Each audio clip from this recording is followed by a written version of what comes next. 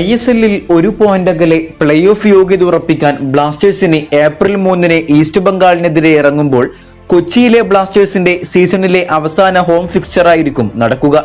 മത്സരത്തിൽ ഒരു point നേടിയാൽ play off ഉറപ്പിക്കാൻ ബ്ലാസ്റ്റേഴ്സിനാകുമെങ്കിലും വരുന്ന മത്സരങ്ങളിൽ വിജയം നേടാൻ തന്നെയാകും ആശാനും സംഘവും ഇറങ്ങുക. പക്ഷേ നിലവിലെ ഫോം തിരിച്ചടിയാകും. എന്തായാലും കഴിഞ്ഞ ജംഷഡ്പൂരിനെതിരെയുള്ള മത്സരത്തിൽ 4ാം യെല്ലോ കാർഡ് കാരണം സസ്പെൻഷൻ നേരിടുന്ന മിലോസും ദാനിഷും ഈസ്റ്റ് ബംഗാളിനെതിരെ കളിച്ചേക്കില്ല. സോ ദാനിഷ് കളിക്കാതിരിക്കുന്നത് ടീമിന് ഗുണം ചെയ്യുമെങ്കിലും മിലോസിന്റെ അഭാവം കൺസേൺ ആണ്.